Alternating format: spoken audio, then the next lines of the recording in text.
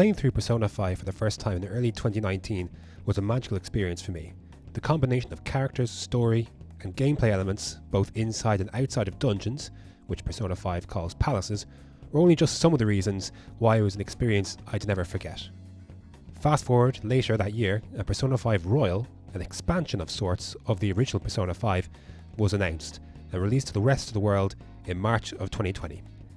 Heading into it, we knew to expect a new character, Kasumi Yoshizawa, to expect another school term, and some animated cutscenes and other various additions. But after that, in terms of major plot points for new Persona 5 Royal, nobody really knew. Well, the game's been out for a few months now, and I've been able to play it through twice, and I want to talk about the new content they added in the new arc, and we'll kind of just go from there. Now, this might be obvious, but there are going to be major spoilers for both the story of Persona 5 and Persona 5 Royal, so if you haven't played either of those and don't want to be spoiled, you know what to do.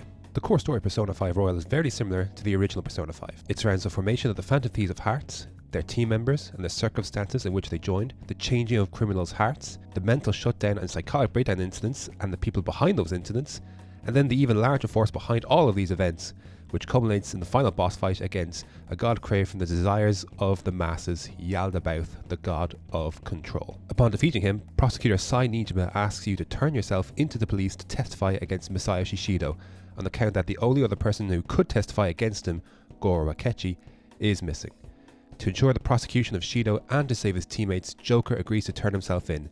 He's released after a few months, after the Phantom Thieves overturn his original sentencing, and the game ends as he spends Valentine's Day with the person he cares about the most, and finally as he says goodbye to everyone on March 19th to the people who became part of his journey in his 1 year in Tokyo.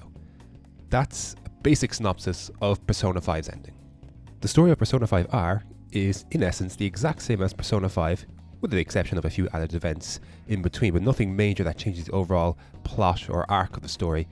It's the same right until the moment Joker agrees to turn himself into the police, when the presumed deceased Goro Akechi emerges out of nowhere to conveniently take Joker's place and agrees to testify on Joker's behalf, leaving Joker to enjoy his Christmas Eve and Christmas Day in the company of the Phantom Thieves. From here begins the final arc of the game, the new arc added to Persona 5, and where the majority of its new content, at least in terms of actual plot, comes to the fore. So with that, let's talk about all things about Persona 5's new added arc that he added in Royal and the third semester, the good and the bad, and we'll just go from there. Let's start with the plot of the final arc. Strange phenomena begin to occur after December 31st, with the Phantom Thieves seemingly all living completely different lives as they unexpectedly meet on January 1st. People who are known to be dead are amongst the living once again, and people are living conveniently perfect lives, with everyone other than Joker and Akechi seemingly blind to the strange happenings around them. You know, don't you? We have to discuss this. As Joker meets with Akechi to discuss the strange happenings, it seems that the ace detective is the only other person other than Joker who is aware that things aren't as they should be. As they discuss it further, Joker receives a call from Kasumi about a strange appearance at Odaiba Stadium. Upon inspection, it was the palace that Joker, Morgana and Kasumi discovered on October 3rd, but never fully explored, and one that can be seen in reality as opposed to the metaverse, which can be explored once again. After a brief exploration of the palace, Joker, Akechi and Kasumi discover the palace ruler to be former Shujin councillor Takuto Maruki, who reveals himself to be behind the new reality that Tokyo seems to be wrapped in.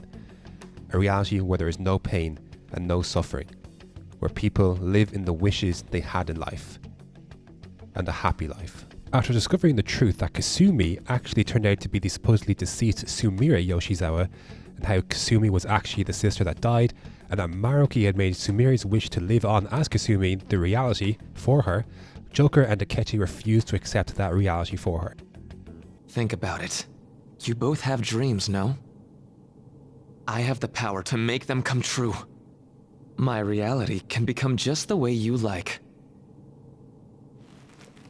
Total waste of my time. After defeating a powerful henchman of Maruki, he keeps hold of Sumire, and rather than explain his reality any further with his words, he asks Joker and Akechi to see his reality with their own eyes for a week.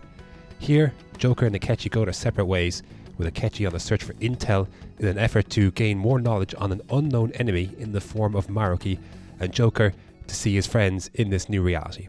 As you visit each of the Phantom Thieves in the week that Maruki gives you, you see the dreams that they wish for within their hearts, and each of these is moving in their own right. Morgana has finally gotten this wish to be human, and takes the form of a man on TV that Ann found to be attractive, with Morgana's dream to be a human that Ann would take notice of. This was something that was alluded to for a lot of the game. For Ann, her compassion for others shines through once again, as her dream was for her best friend Shiho Suzui to continue to attend Shujin Academy, while also starring on the famous volleyball team, with Shiho now free of Kamoshida's unforgivable acts. Ryuji is once again the star of the track team, and unencumbered by the leg injury that Kamoshida gave him by breaking his leg, Ryuji is free to pursue his dream of attaining a scholarship to make life easier for his mother, his only parent in his life.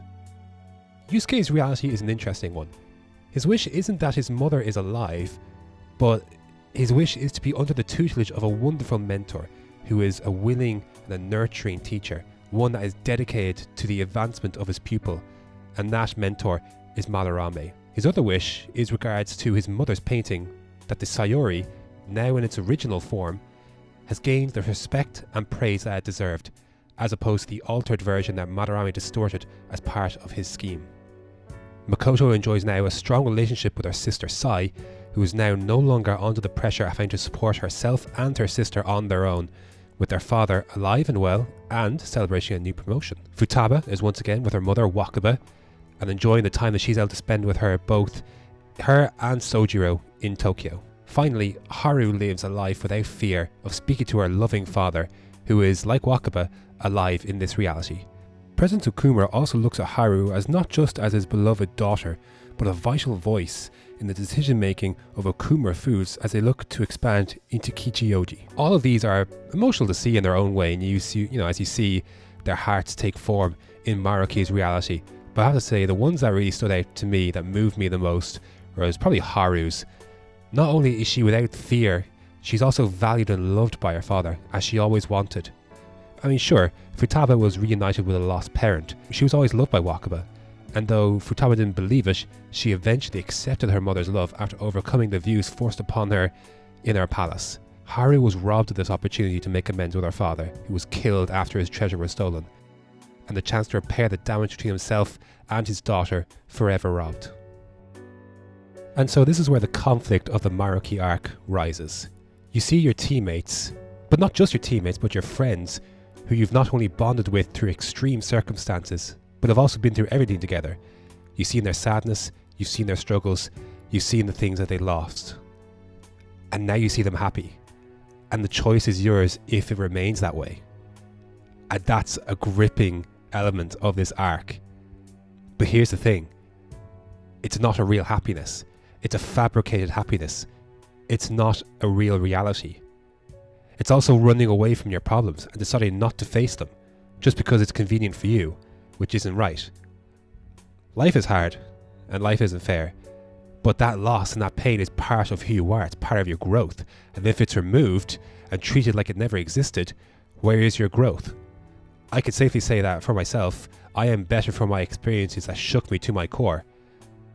I'm better for it as much as they sucked. And it's the same for the Phantom Thieves. And Persona 5 Royal does a great job really making you decide what's more important, the truth or this illusion of happiness. After a conversation with each of your friends, they each stumble upon something in their memory and realize that something isn't quite right, and their memories aren't quite lining up with their reality. In this reality, their adversity no longer exists, nor did it ever exist. Kamoshida never broke Ryuji's leg, Ann and Shio weren't victims of Kamoshida's actions. Wakaba, Makoto's father, President Okumura, they never died, and so on. Friendships and bonds are made in the crucible of adversity. It's how Joker and the entire Phantom Thieves bonded in the first place. It's the sole reason for their bond and how they came together. They were outcasts in their own way who found a place together during each other's adversity. What true bond is there if that never existed? I thought the most telling example of this was when Ryuji, when he asked Joker, "How do I know you anyway?" for stumbling upon the truth, the buried truth within him of how he and Joker met on their first day of Shujin. Without that adversity, without that hatred from Ryuji towards Kamoshida for breaking his leg and everything that happened after that, they wouldn't have stumbled into the metaverse that day, and they wouldn't have bonded over that experience in their desire to take Kamoshida down. it just wouldn't have happened. And Ryuji kind of stumbles upon that. After a week, you return to Maruki's palace with Akechi to let him know of your intentions, whether you accept this reality, become a part of it and its influence, or do you rebel against it? You do so without the Phantom Thieves, who haven't returned from Maruki's reality, much to the annoyance of Goro Akechi, who often mocks the Phantom Thieves for falling under Maruki's influence throughout the arc. As you meet with Maruki, the Phantom Thieves unexpectedly all meet each other at LeBlanc as they try and find Joker to speak with him about the doubts that they have as they search for something missing, the uncertainty rising from their conversations with Joker. It's at this point of the game where your first choice to accept Maruki's reality arises. You have the ability to end the game right there and then. Should you reject Maruki's reality, Sumire springs forward in denial of Joker's answer and his intentions and tries to fight the trickster. After her persona goes berserk, with Maruki's help, and Joker and Akechi are seemingly at an impasse as Cendrillon's heal cycle appears to be endless, the Phantom Thieves come to aid them in their fight, now free of the reality Maruki imposed on them. After winning the fight, Maruki is bewildered as to why the Phantom Thieves rejected the reality he made for them, before disappearing and giving Joker and the Phantom Thieves the ultimatum of February 3rd for a final answer, the same day that, as Lavenza would reveal, that the reality and the permanent fusion between Mementos and the real world, which was never fully undone after the events of December 24th, would become the permanent reality for the world forever. And so begins the final infiltration, and the third semester kicks off, and you're free to spend time with your confidants, max out the ones that you missed on, go places as you see fit, just like any other infiltration. Although, as you go about life once again, things feel different. Some people are accepting of the new reality, whereas some are questioning why everything is seemingly being so perfect since the new year. And this new indecisiveness, this new conflict with this reality amongst the public is encapsulated perfectly in the new overworld music. As you wonder why perhaps some people are accepting and while other people aren't as accepting of Maruki's reality, you find out that his reality hasn't actually been extended to everyone. While he uses mementos to alter the cognition of the public, he hasn't reached everyone just yet, and there are some people who still have problems, which allows you to return to mementos and take care of the final few Phantom Aficionado website requests. You're free to do a number of things now, such as fulfill those requests, infiltrate the palace, work on some of your remaining confidants if you have any, or visit your fellow Phantom Thieves as they approach Joker and request to spend some alone time with him to explain themselves. In these meetings, they express their regret over falling under Maruki's influence and apologise to Joker for it. Once again, it's up to Joker to inspire his team, and each of them leaves their meeting with a renewal in their heart, leading them to evolve their personas to their final forms, which are new to Persona 5 Royal. These are largely inspired off of their first forms, whether it be in design or some other folklore reference. Some of these look absolutely fantastic, such as Makoto's persona Agnes, and Ryuji's persona of William looks exactly how you would want it to be. Some of these weren't as good. There are some personas belonging to the Phantom Thieves whose first stages I didn't really like as much as their second stages, such as Haru's persona, Astarte, and An's, Hecate, and even Yusuke's Kamu Susanoo. I loved these ones much more so than their first stage personas that they awakened to. And the third stage personas seem to have just went backwards a little bit. Lucy is fine, belonging to Haru, and Goro Kichi, to be fair, has grown on me somewhat, but Anne's third stage persona, Celestine, I just felt lacked so much in comparison to Hecate. I suppose not all of them can be perfect, but since Anne was my personal favourite party member, and Hecate was an absolute beast late game, it was pretty disappointing to see Celestine take such a step back in terms of design compared to Hecate. But that's just me.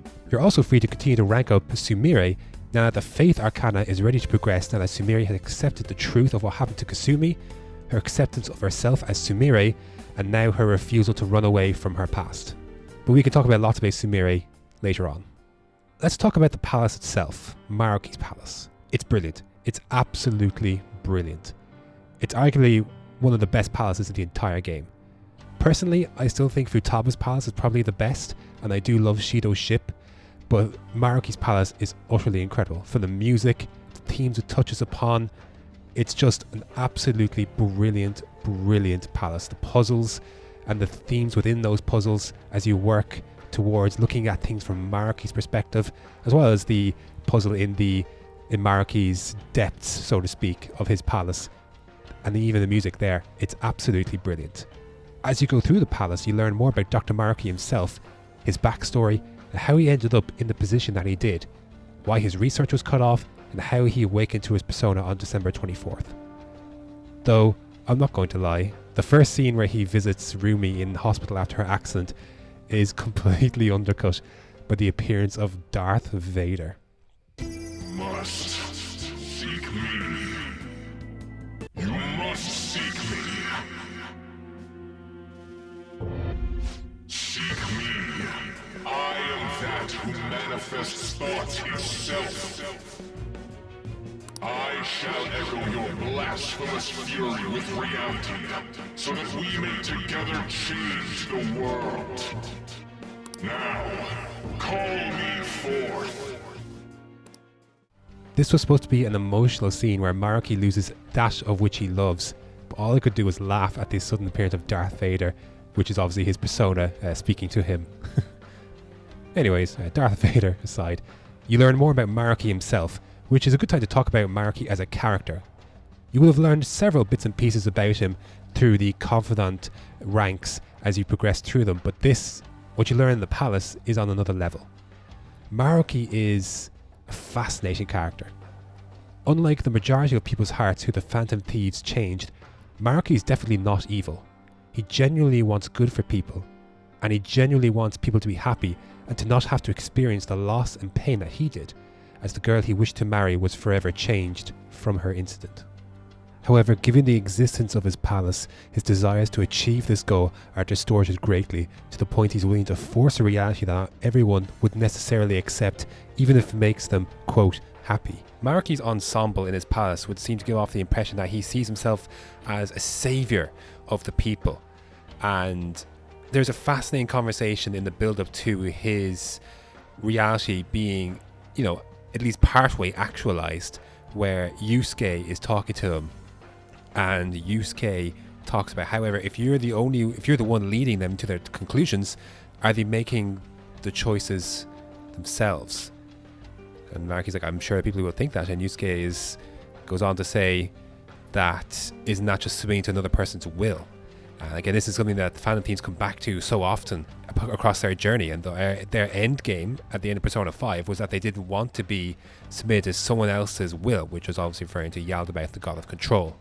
And this is where Maruki kind of fits into all of that. He sees himself as a savior, but at the expense of people actually getting to that place on their own. And though he says, goes on to say that he goes on to say that life doesn't always give people that opportunity to do it, but it's still taking away that option from people to make that change or to go through that thing and come out on the other side and to just grow from it all.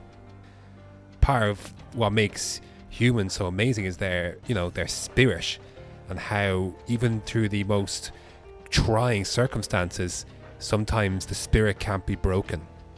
And there is so much to be said for someone making it to the other side on their own, so to speak. Yes, everyone has help through one way or another, support systems, etc., in maybe some way, shape or fashion, but they get there on their own, and what Maruki is doing is the opposite of that. So he isn't evil, but his methods are highly questionable and highly debatable whether they are ethical or not.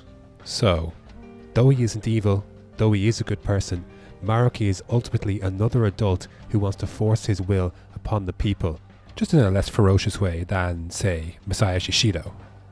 He is ultimately another person running away from the experience of loss and pain, running away from the truth.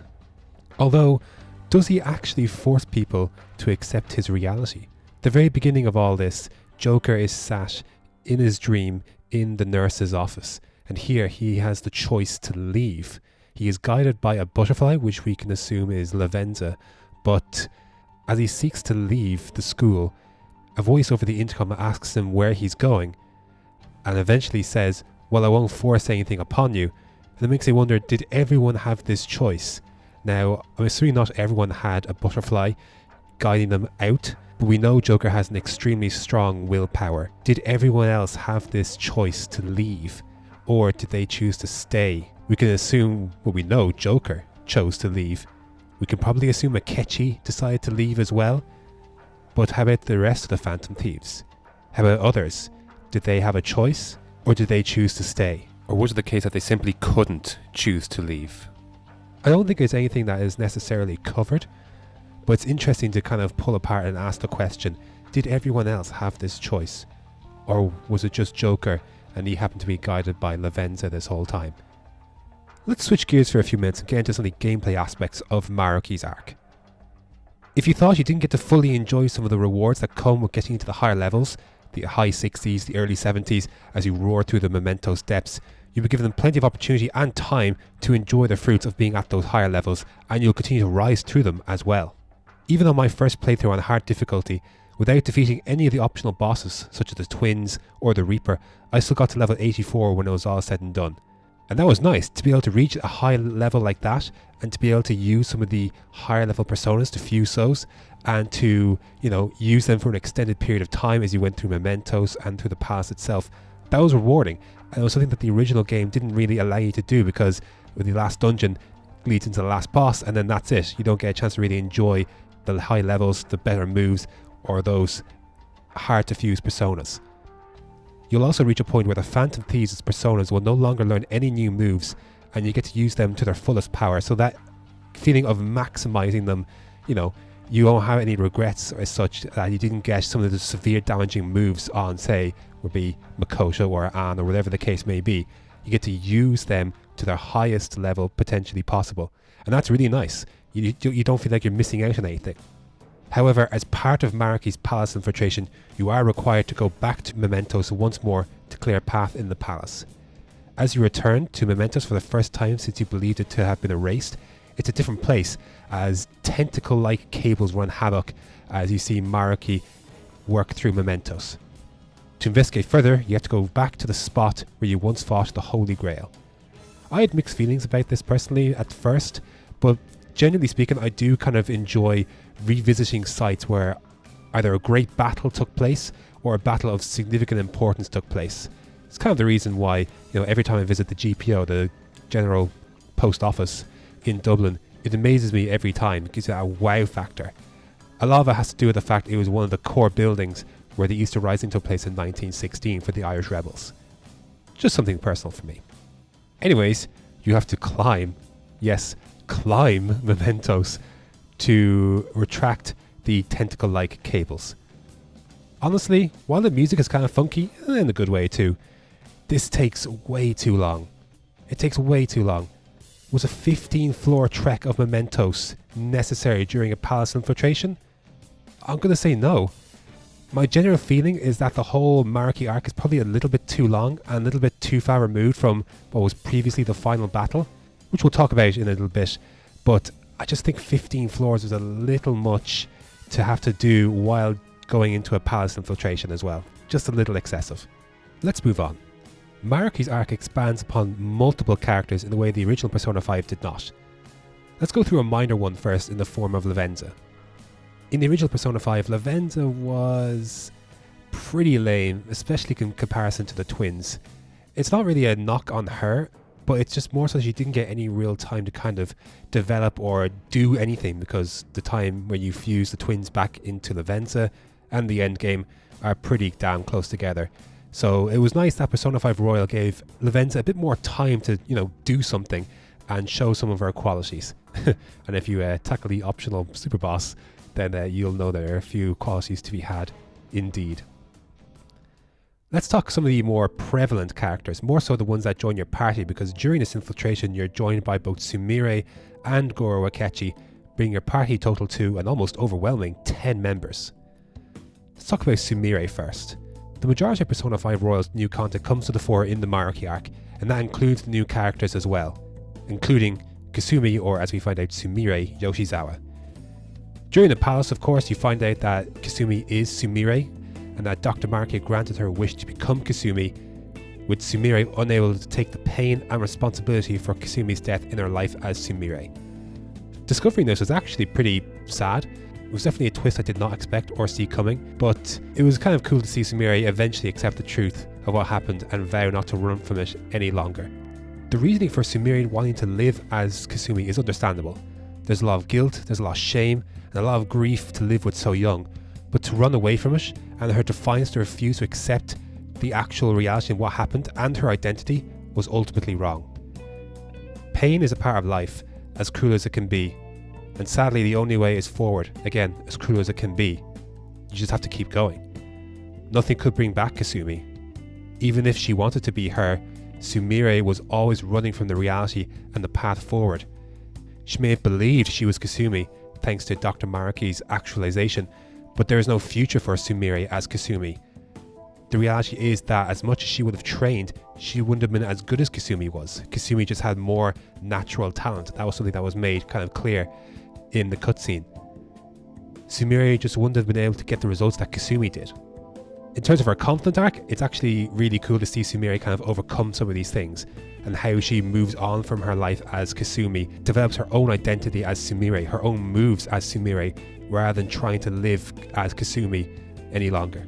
Ultimately, I'm glad she wasn't really part of the ending a ton, and I'm glad she wasn't in that van with the rest of the Phantom Thieves because, let's be real, she wasn't part of this story in the same way the others were, and I'm glad Atlus didn't just shoehorn her in there as if she was part of this, because she wasn't really part of this, only until the end.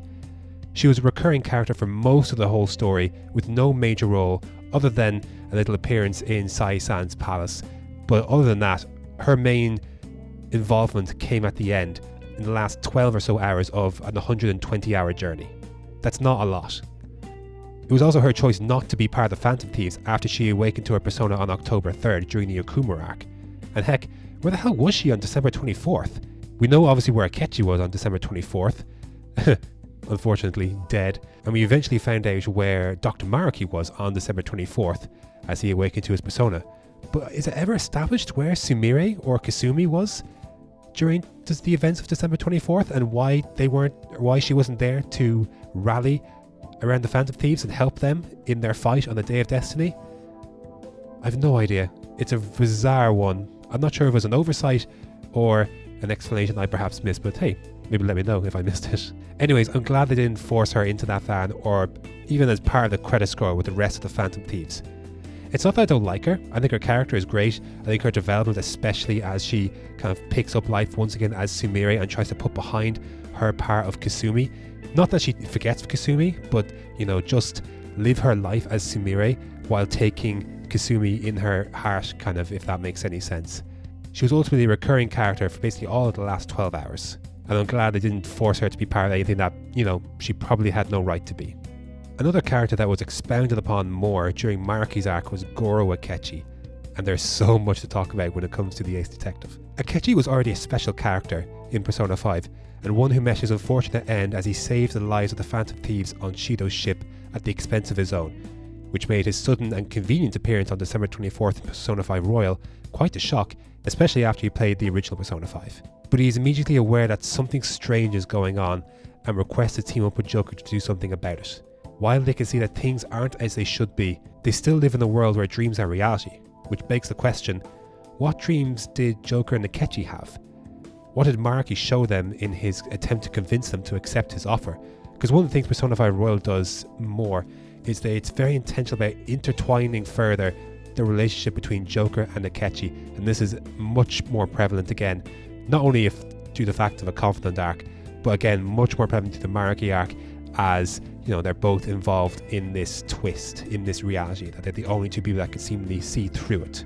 I think both of their wishes involve each other in some ways. For Joker, I think it is not just that he's still living with Sojo in Tokyo, but that Goro Akechi's alive and that they're friends. For Akechi, I'm not really sure, because what did he want? He didn't want to be alive and under someone else's thumb as living in Maruki's reality would be, but I think possibly the thing that Maruki showed them is that he and Joker can be friends and without any stain of criminal records or past actions, as part of their past, affecting their present and their future together. I think that's a huge part of it. Perhaps alluding to the life that Akechi referenced on Shido's ship, in which he mentions that he wishes that he had met Joker a few years beforehand, before all of this went down. However, as much as their wishes would benefit each other and give Akechi new life, neither are swayed by this reality and know that their heart, what they're living in, is a fabrication and that it's wrong. Akechi in particular is absolute in his refusal to live in such a reality. And you assume we'll buy into your brainwashing and just live in the palm of your hand. Honestly, that sounds absolutely revolting. Akechi's personality is quite different in that he is himself. With nothing to hide anymore, his true personality comes to the fore. He's very blunt and very straight to the point and impatient to get the job done, often the one to suggest the group keeps moving. He has a valued sense of time in that he does not like to hang around and waste it. Excellent. Now remember everyone, violet, not violent, violet. Yes, thank you for clarifying. I am surrounded by absolute fools. Are we done? We should probably get moving.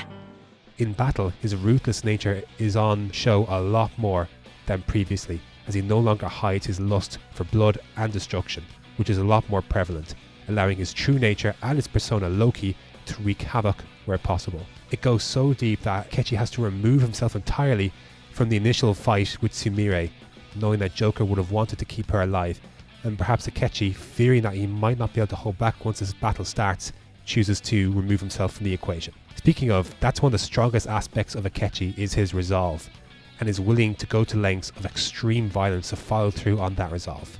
Just before Maruki merges with his persona, Akechi is the only one to step forward, pulling out his gun and attempts to shoot Maruki, only to have his bullets deflected by Maruki's tentacles of protection. Crow-senpai, what are you... Can't you tell?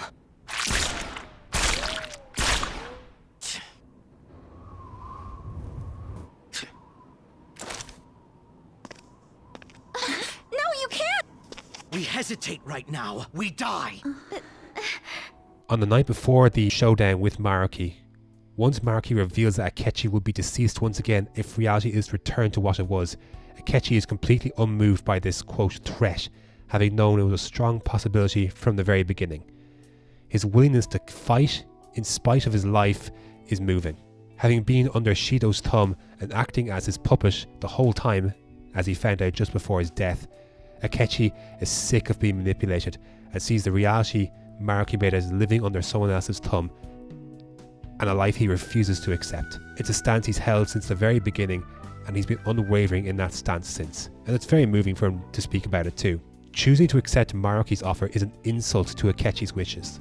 It's also just the wrong answer, and despite Joker's initial protests over Akechi's life, with Akechi seemingly downplaying his life, they follow through on their original deal. As you talk to Akechi, if you choose a certain dialogue, he doesn't seem to care that he'll die once again, saying that that was the choice that he made. This is a fascinating quote to pull apart, but the main takeaway for me is that he doesn't regret his initial actions when he stood in the gap for the Phantom Thieves in Shido's palace against Shido's cognition of him. Once reality is once again changed, Akechi is seemingly gone, and it's an empty feeling then as it was the first time that he disappeared.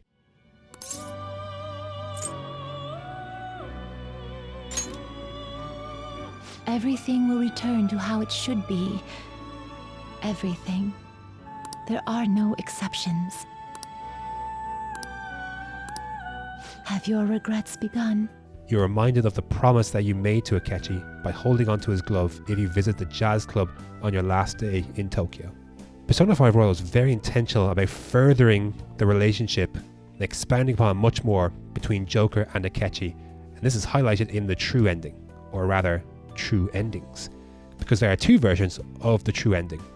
One where Akechi walks by the window, or a figure seemingly resembling Akechi walks by the window, and one where he does not, instead replaced by a scene where Joker looks at his phone with what I think is the first time is a visibly sad expression. Joker never really gives much away, but that expression seems pretty convincingly sad. Given the absence of Akechi in this scene compared to the other, where this expression isn't found, I'd be willing to bet that Joker's thoughts are with Akechi in that moment. Getting into some of the gameplay aspects of Akechi during the Maruki arc, getting to use Loki and getting to play as Akechi's true form is awesome. It's one of the coolest things about the entire Maruki arc. And if you fulfill the conditions and unlock Hereward, it's probably my favourite persona design that belongs to another character in the game. Hereward is awesome. His showdown move with Joker as well is one of my favourites, and it continues to highlight their deepened connection, especially in Persona 5 Royal.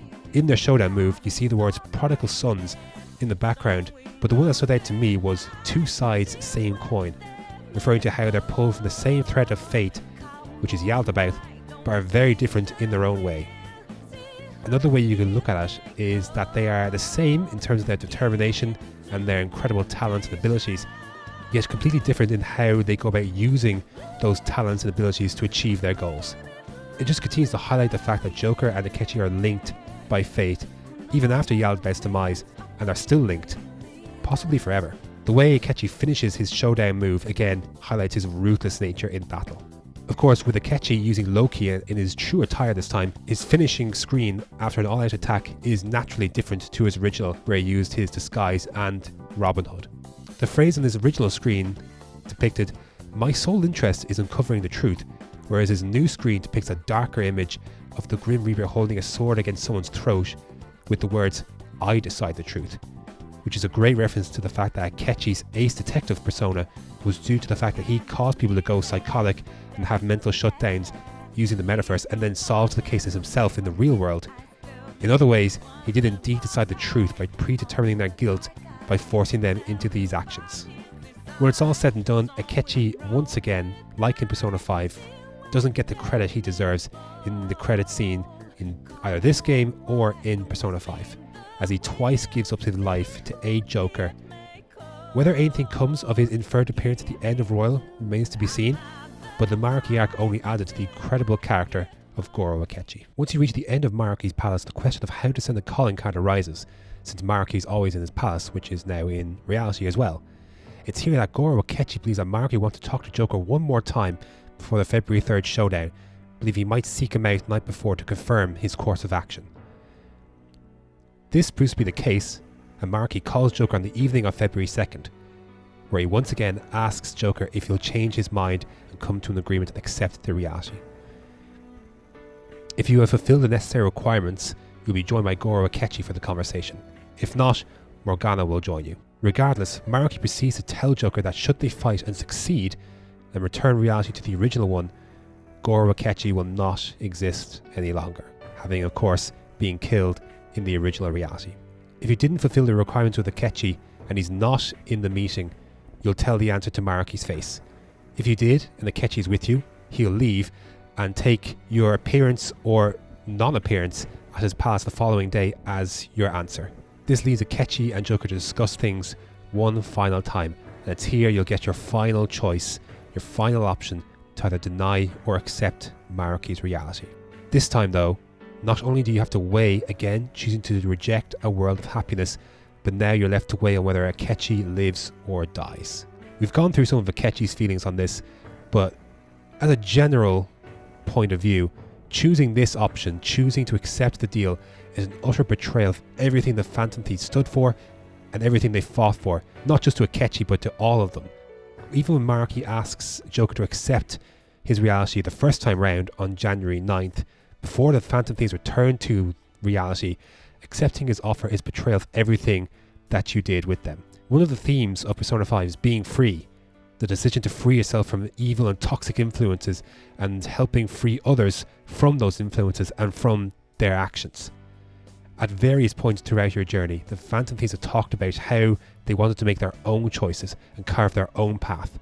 Accepting Maruki's deal is a betrayal of that. The Phantom Thieves risked their lives and their own future when they fought Yaldabaoth. Accepting Maruki's offer is betrayal of everything they fought for that day.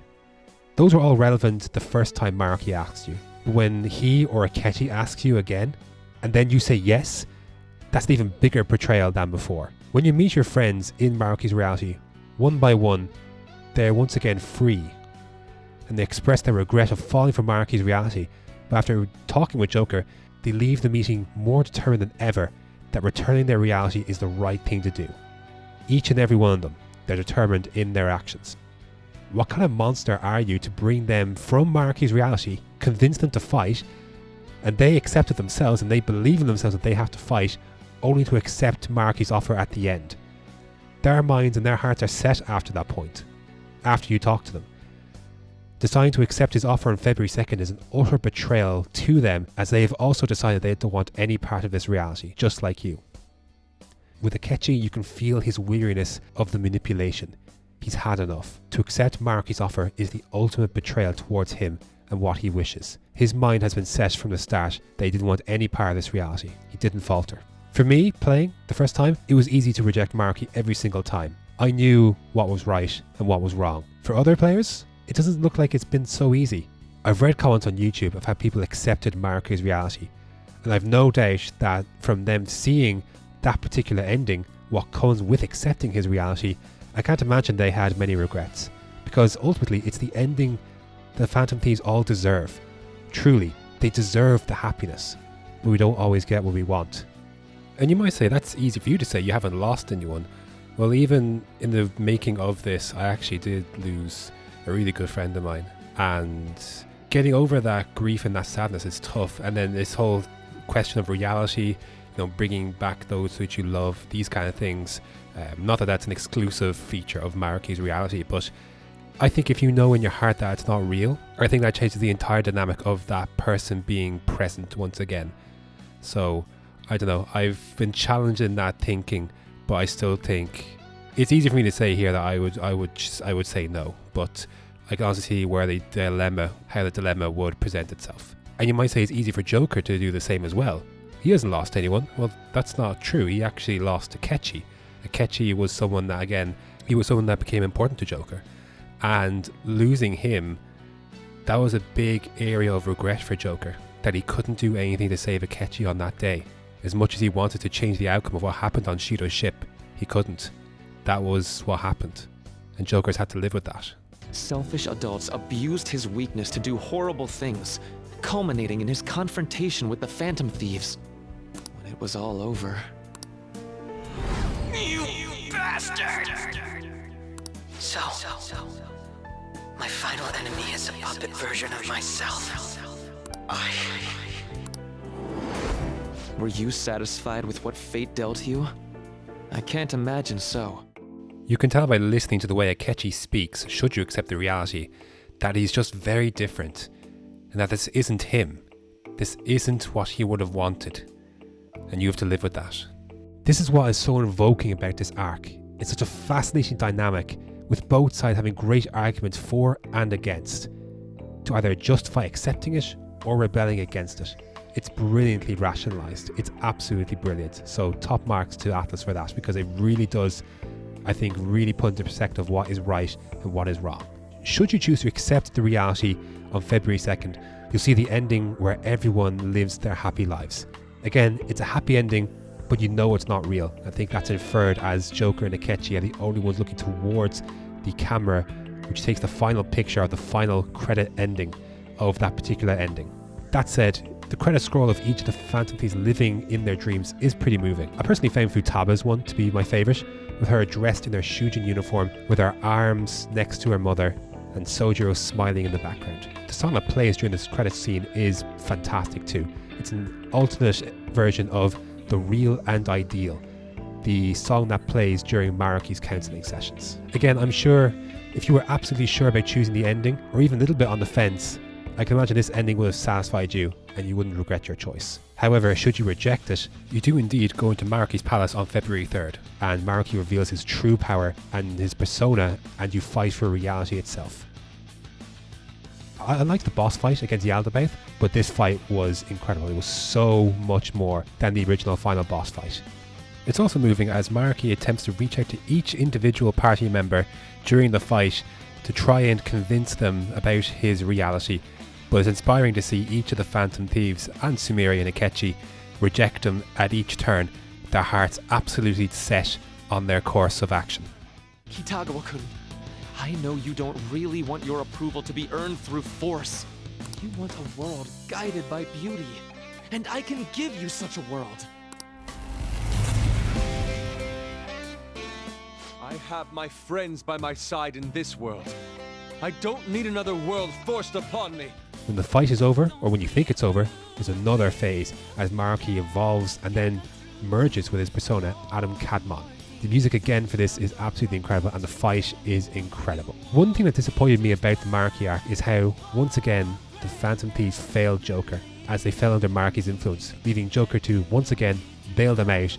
But they do redeem themselves as they shield the blow from Adam Cadmon, allowing Joker to end the fight.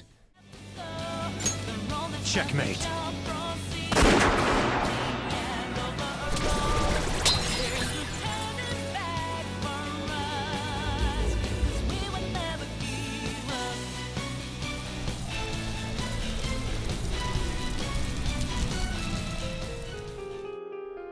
To finish, Marquis forces Joker to jump from the Mona helicopter, which was a bit of a dick move, I'm not gonna lie. Like, why? Like, are you trying to kill them all now? Anyways, the two punch each other as, I guess, as some sort of form of catharsis for Marquis as he goes over the various failings and how reality wouldn't be implemented, as Joker denies his reality. As he lies on the glass bridge, accepting death, Marquis allows gravity to take him down.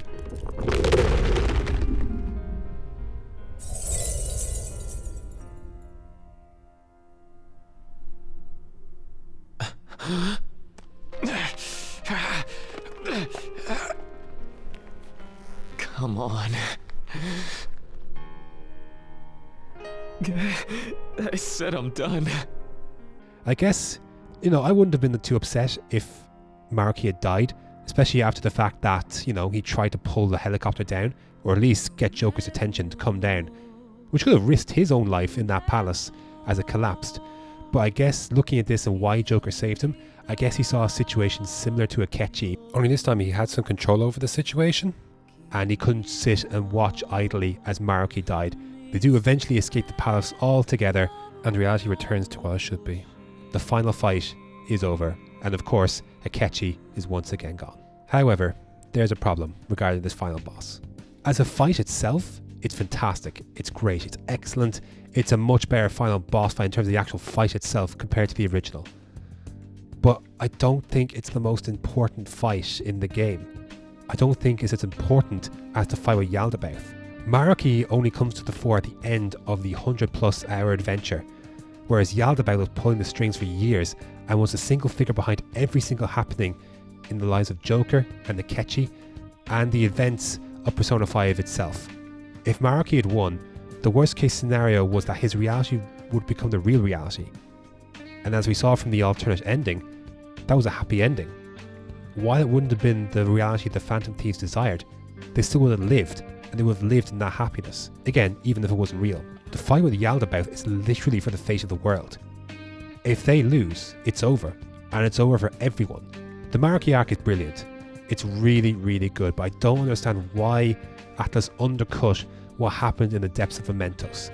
The People's Palace being the final palace of the game, the eeriness as you descended the depths of Mementos, a place you'd been visiting throughout the entire adventure, and the fight behind the figure behind everything in Persona 5. That should have been its final act. Instead, they undercut it with this new arc. The importance of that fight with Yaldabaoth is lessened as the amount of time passes between it and then the entire events of the Marquis arc and the final fight with Marquis himself. It's a great fight, but this fight was more important. Speaking of, just getting back to Marquis' arc and then how the game ends, Marquis' reality is reverted and the events that would have transpired from the evening of December 24th do transpire. Sadly this time, there's no Goro Akechi to take Joker's place, and then Joker has to turn himself into the police. The problem is that events pick up on February 4th, which means Joker has been in prison the entire time from Christmas morning. One of the most powerful things from Persona 5 was after the final battle and seemingly everything had been resolved, Joker had to make the tough decision to turn himself in for the sake of prosecuting Masayoshi Shido and for Joker to protect his teammates. That decision had real gravity to it, as well as everyone's reaction to it on Christmas morning. Ann leads the way with a passionate speech about the absolute need to free Joker, and this is completely absent in Persona 5R, as well as the gravity of why Joker turns himself in, even if it meant he would end up in juvie. That whole element is lost because the Phantom Thieves have realised that Joker has been in prison since December 25th, and now it's February 4th. As well as that, the meeting of the remaining Phantom Thieves on New Year's is completely absent in Persona 5R. This was a huge moment for the group in Persona 5. After everything Joker did for them, that meeting was where they swore to each other that they would do everything to get their leader out of jail. And it's completely absent in Persona 5R. And that's a shame, because Maruki's arc only highlighted how reliant the Phantom Thieves were on Joker and how they let him down again as they accepted his reality. In the original Persona 5, this meeting was a huge turning point and an example where the Phantom Thieves did something for Joker to help him out of juvie. While they did find a way to free Joker in Persona 5R, the significance of those events that aren't shown in Persona 5R are kind of lost. The added stuff as the game winds down, such as White Day and the such, are nice, but then comes the true ending. There's a very intentional effort to split the Phantom Thieves up as they went about their ways for the next year. Only Yusuke and Futaba seem to stay in Tokyo. This will make sense if there's a sequel to Persona 5R, but why did Atlus feel the need to split them up like this in the event there's not a sequel? Why was it necessary? I don't know. Next comes the final cutscene endings. So this is a far departure from the original ending in Persona 5, as the Phantom Thieves this time don't drive Joker back home in a happy road trip where they reflect on their freedom and the freedom they won for their lives after defeating Yaldabaoth. No, different. Just like before, some sort of law officials are hovering in the background as the Phantom Thieves prepare to leave, as their van is stationary. The difference this time is that the Phantom Thieves are a lot more concerned about these officials in Persona 5R than they were in Persona 5. In Persona 5, they didn't care. In Persona 5R, they care a lot more. They're really worried about it.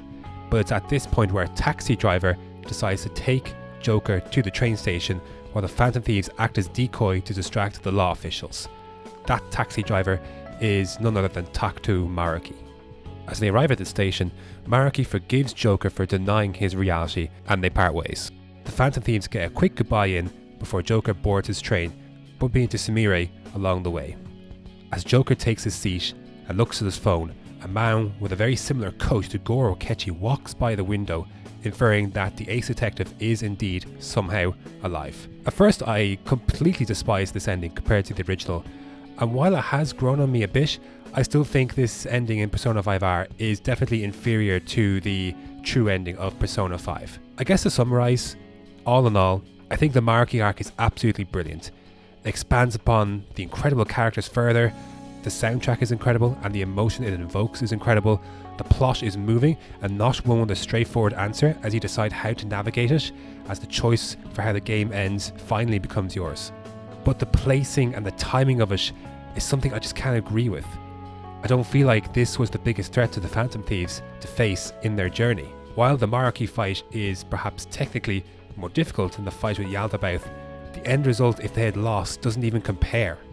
If the Phantom Thieves lost against Yaldabaoth, they died. At least if they lost against Maruki, they weren't dead.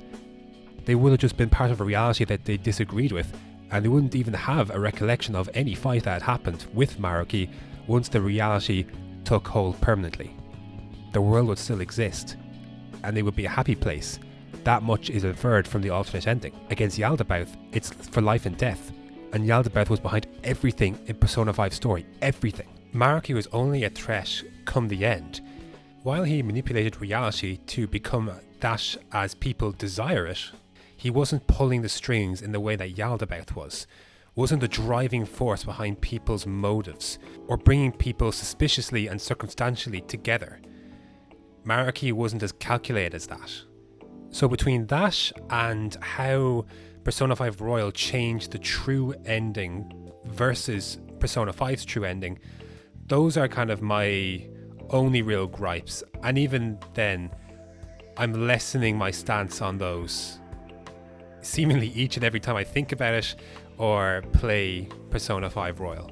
I'm sure by the time I play it again, it probably won't even be an afterthought anymore. Because let's be honest, are you really going to go back and play Persona 5 now that Persona 5 Royal exists? It's a better version, it's a more complete version. And the only reason why I disliked the ending so much of Persona 5 Royal at the start was because I had seen Persona 5's end, and that was the ending I was expecting to see, and when I didn't see it, I was naturally disappointed, because it's a really, really good ending. not everyone will have played Persona 5, but will have played Persona 5 Royal. So that problem doesn't even exist for people because they didn't play the original. If Persona 5 Royal is the first ending of Persona 5 that they've seen, then this isn't going to apply to them. And neither is the other stuff. I guess it really depends whether you prefer a better journey with a mediocre / bad ending, or do you maybe prefer an adventure that isn't as good as the other one, but the ending changes the entire complexion of the cinematic piece and how you view it and how you see it. I'll use a few examples. And I'll use Game of Thrones for my first example. People will be forever mad, sad, and disappointed that the final season of Game of Thrones went as it did. For many people, the amazing work and character development of the first 6 or 7 seasons were undone with a lot of things that happened in the final season. Game of Thrones was such an incredible journey, and it was absolutely brilliant for so much of its duration, but people can't quite look at it the same way because its ending wasn't as strong or as satisfying as the journey it took to get there. Now, for an example on the flip side, a little bit different, I'm going to cheat a little bit because I'm going to use a film rather than a TV series, but so many people I talk to say Star Wars Rogue One wasn't a great film. But I absolutely loved it. It's probably one of my, I'm going to say it is my favourite Star Wars film. And I've watched Star Wars for a long time. But I think its strongest aspect is its ending. I would have to say there are some Star Wars films that are better for the first 90% than Rogue One. But that final 10% at the end just blows you away. And your overall takeaway completely changes because that final 10%, that ending just changes everything. The ending creates a lasting impression. Even though the first part of the film might not be as strong as you remember, that ending will always stick with you, good or bad. And I feel similarly with Persona 5 Royal versus Persona 5. In Persona 5, I feel like its ending matched the journey. It was a very satisfying ending to a very, very satisfying journey. Persona 5 Royal's ending, while it was a better journey than Persona 5, because obviously all the other stuff added in between, and obviously Maruki's arc as well, the ending of Persona 5 Royal, the altered ending, didn't match the greater journey that Persona 5 Royal takes you on. And that is a feeling I struggle with, because obviously the way Persona 5 ended was just, I thought, perfect. So if you're going to change the ending of Persona 5 in Persona 5 Royal, then it needs to be better than the original ending. And yes, the shock twist that Goro Akechi is more than likely alive once again is a new twist to the ending that wasn't in the original one. I don't know, that's getting to that point, the ending dropped off because of everything else that came before. The intentional split of the Phantom Thieves that they head for the next year, the twist where they don't drive Joker to his hometown and instead let him get on the train. I don't know, that bit just fell flat on his face. And honestly, I know Akechi's death would have left an unsatisfactory feeling in people, but in some ways, maybe the lasting story is better because of his sacrifice. The fact that he's alive doesn't necessarily mean, oh, the ending is absolutely brilliant and perfect. Let's hold up on that, shall we? I love the bits of him in Maruki's arc, there's no doubt about it. But maybe, again, unless we get a sequel, if we don't get a sequel, the lasting image that he sacrificed his life twice to save the Phantom Thieves is, I think, a better one than a cliffhanger on if he's alive or not. Look, it depends on what you personally prefer and what matters to you, the journey or the ending. Yes, I may prefer the true ending of Persona 5. I don't think that will really change. It's a perfect end to a perfect journey. That being said, the journey of Persona 5 Royal is a more complete one, and ultimately, nostalgia aside, it's the better one. It's a better journey. It's a better 90%. Even if that last 10% is only maybe 5% or 4%. It doesn't change the fact that Persona 5 Royal is a masterpiece. It's an absolutely brilliant game, and it's a better experience, ending aside. Overall, it's a better experience than the original Persona 5, and the Maruki arc is a masterpiece and only adds to the incredible journey of Persona 5, and it's all integrated so seamlessly, so perfectly to create something just incredible. Persona 5 Royal is a masterpiece.